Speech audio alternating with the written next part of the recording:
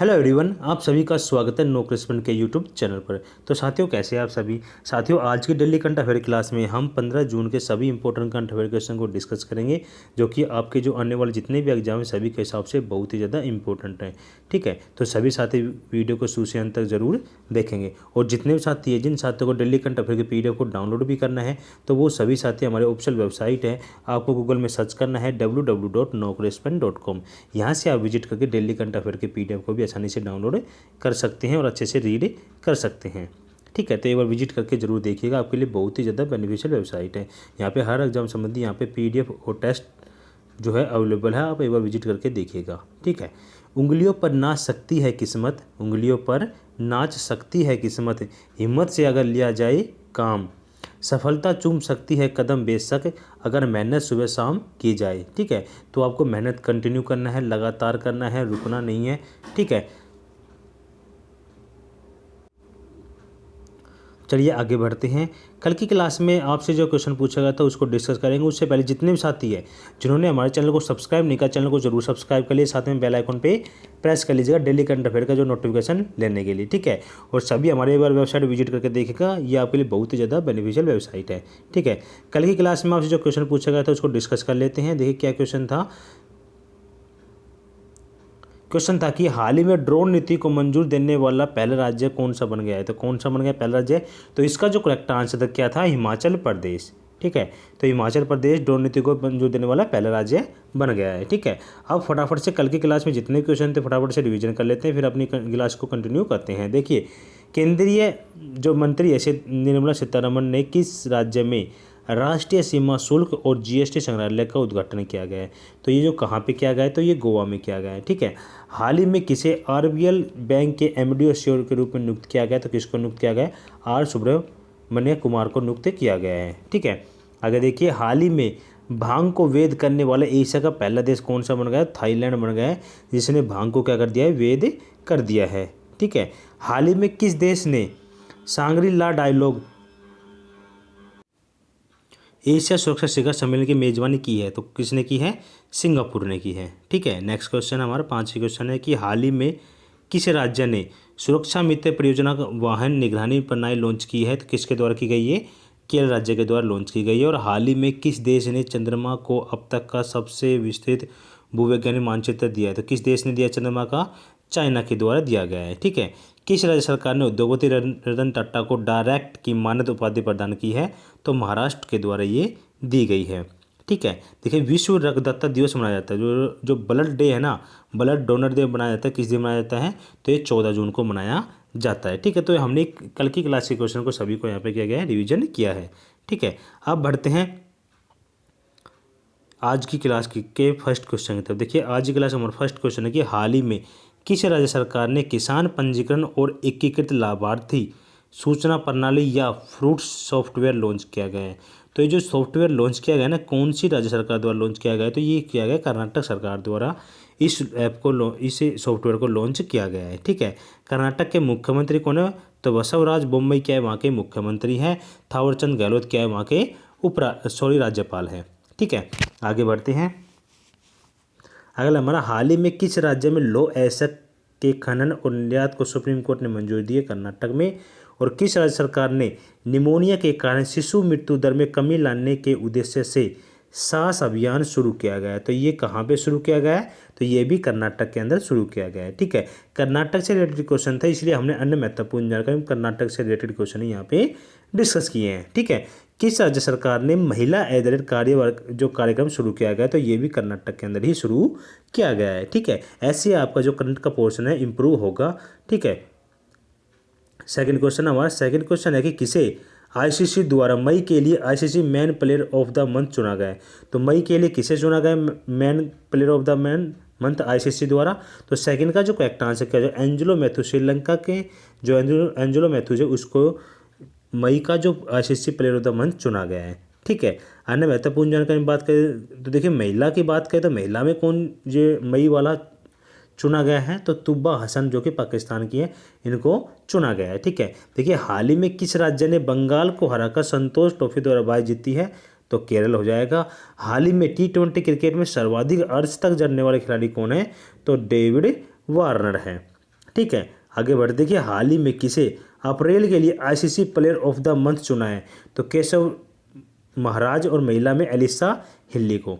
ठीक है, और आईपीएल के इतिहास में 700 चौके लगाने वाले पहले खिलाड़ी कौन बने हैं? तो शिखर धवन बने जिन्होंने 700 चौके लगाए आईपीएल के इतिहास में। ठीक है, आगे बढ़ते तीसरा क्वेश्चन आप देखिए हाल ही में किस राज्य ने शीर्ष स्थान पाकर खेलो इंडिया यूथ गेम 2021 का खिताब जीता है? तो किसने जीता है ये? तो हरियाणा ने जीता है। ठीक है, हरियाणा ने कुल 137 पदक जीते हैं।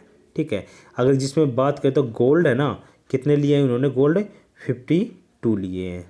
ठीक है, 52 गोल्ड के साथ जो टॉप पे रहे हैं। उसके बाद हम अगर सिल्वर की बात करें तो सिल्वर कितने लिए हैं? तो 39 लिए हैं। अगर ब्रॉन्ज मेडल की बात करें तो ब्रॉन्ज कितने लिए हैं? तो 46 लिए हैं। ठीक है, तो टोटल कितने लिए? 137 पदक के साथ टॉप पर रहा है हरियाणा। ठीक है, और यह किसी भी राज्य द्वारा जीते गए अब तक के सबसे अधिक पदक है। ठीक है, आगे बढ़ते हैं। देखिए इसमें में यदि सेकंड की बात करें, सेकंड कौन है? तो सेकंड है महाराष्ट्र 125 पदक के साथ। अगर थर्ड की बात करें तो तीसरे स्थान पर कौन आया है? तो तीसरे स्थान पर है कर्नाटक।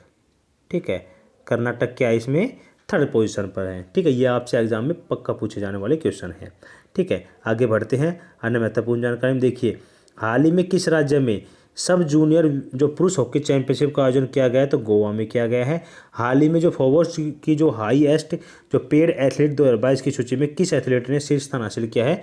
तो लियोनेल मेसी ने लिया है। ठीक है, और हाल ही में भारत के किस देश को हराकर पहला थॉमस कप टाइटल जीता है? तो भारत ने किस देश को हराया है? इंडोनेशिया को हराकर पहला अपना थॉमस कप जीता है। ठीक है, और हाल ही में किस देश ने चीन को हराकर उबर कप 2022 जीता है? तो दक्षिण कोरिया का हो जाएगा इसका करेक्ट आंसर हो जाएगा। ठीक है, आगे बढ़ते हैं। देखिए हाल ही में उड़ीसा ने किस राज्य को हराकर 12वीं जो राष्ट्रीय सीनियर हॉकी महिला चैंपियनशिप जीती है? तो कर्नाटक को हराकर ये चैंपियनशिप जीती है। ठीक है, आगे बढ़ते हैं फोर क्वेश्चन तर फोर का हमारा हाल ही में किसे संयुक्त राष्ट्र की जो अवर महासचिव नियुक्त किया गया? तो किसको नियुक्त किया गया इसमें? तो फोर का जो करेक्ट आंसर क्या हो जाएगा? तो रबाव फातिमा को इसमें महासचिव नियुक्त किया गया है। ठीक है, और ये कहाँ की है? ये बांग्लादेश की है। तो इस पद पर ये नियुक्त होने वाली बांग्लादेश की पहली क्या है? महिला राजनयिक है। ठीक है, आगे बढ़ते हैं महत्वपूर्ण जानकारी में। देखिए हाल ही में किसी नई वैश्विक जो शांति राजदूत 2022 को चुना गया? तो बबीता सिंह को चुना गया। और हाल ही में किसे केंद्रीय प्रत्यक्ष कर बोर्ड के नई चेयरपर्सन नियुक्त किया गया? तो संगीता सिंह को नियुक्त किया गया। ठीक है, और हाल ही में किसे सीबीएसई के नए अध्यक्ष के रूप में नियुक्त किया? तो निधि छिब्बर को। और किसे विद्युत मंत्रालय ने REC लिमिटेड के अध्यक्ष और प्रबंध निदेशक नियुक्त किया गया? तो विवेक कुमार देवागन को नियुक्त किया गया है। ठीक है, आगे बढ़ते हैं। किसे ग्राम उन्नति बोर्ड के नए गैर कार्यकारी अध्यक्ष नियुक्त के जो नाम है नामित किया गया है? तो सुनील अरोड़ा क्या हो जाएगा? इसका राइट आंसर हो जाएगा। ये हमने अपॉइंटमेंट से रिलेटेड क्वेश्चन को यहाँ पे डिस्कस किया है। ठीक है, 5 क्वेश्चन है। देखिए हाल ही में जो भारत के जो 74 ग्रैंड मास्टर बने हैं ना, कौन बने हैं? तो 5 का जो करेक्ट आंसर क्या हो जाएगा? किशोर राहुल श्रीवास्तव बने हैं। ठीक है, किशोर राहुल श्रीवास्तव क्या बने हैं? 74वें ग्रैंड मास्टर बने हैं भारत की तरफ से। ठीक है, अगर हम बात करें 73वें ग्रैंड मास्टर कौन बने थे? तो भरत सुब्रमण्यम क्या बने? 73वें बने थे। और पहले की बात करें तो कौन बने थे? 1988 में बने थे, पहले विश्वनाथन आनंद बने थे। ठीक है, किस भारतीय शतरंज खिलाड़ी ने प्रतिष्ठित जो रेवजाविक जो ओपन शतरंज टूर्नामेंट जीता था? R प्रज्ञानंद के द्वारा जीता गया था। और किस भारतीय ने ग्रैंडिस काची जो कैटोलिका जो इंटरनेशनल ओपन शतरंज टूर्नामेंट जीता था? SL नारायण के द्वारा ये जीता गया था। ठीक है, आगे देखिए दुनिया के सबसे उम्रदार शतरंज ग्रैंड मास्टर का निधन हो गया। तो क्या नाम था उनका? यूरी एबरबर्ग था। ठीक है, आगे बढ़ते 6 क्वेश्चन। तब छठा क्वेश्चन आप सभी के सामने, विश्व का पहला देश कौन सा है जिसने प्रत्येक सिगरेट पर चेतावनी छापने के निर्देश दिए हैं? तो कौन सा देश ऐसा? तो छठे का जो करेक्ट आंसर क्या हो जाए? कनाडा देश ने ऐसा जो निर्देश दिया है प्रत्येक सिगरेट पर ये जो चेतावनी वाले जो है ना, जो आपने देखे होंगे टाइटल, वो छापे जाएंगे। ठीक है, तो कनाडा के अंदर ये किए जाएंगे। ठीक है, आगे देखिए हाल ही में किस देश ने landscape garden city of world marks को यूनेस्को के विश्व धरोहर स्थल का दर्जा दिया गया? तो ब्राज़ील में। हाल ही में भारत और किस देश ने हाइड्रोजन टास्क फोर्स और वन लैंडस्केप बहाली संयुक्त जो घोषणा पर हस्ताक्षर किया? तो जर्मनी क्या हो जाएगा? इसका राइट आंसर हो जाएगा। और हाल ही में किस देश में दुनिया को सबसे लंबा पैदल जो यात्री सस्पेंसफुल इकाई जो स्काई ब्रिज 721 खोला गया? चेक गणराज्य के अंदर ये खोला गया है। ठीक है, इन सभी को आप PDF के माध्यम से भी डाउनलोड करके अच्छे से रीड कर सकते हैं। ठीक है।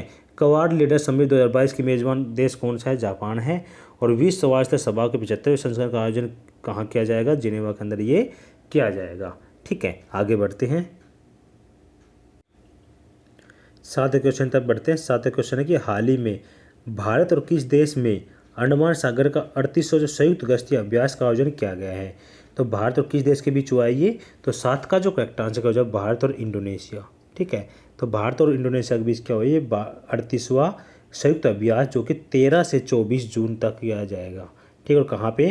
अंडमान सागर और जो मलक्का जो जलडमरू है के मध्य आयोजित किया जाएगा 13 से 24 जून के बीच।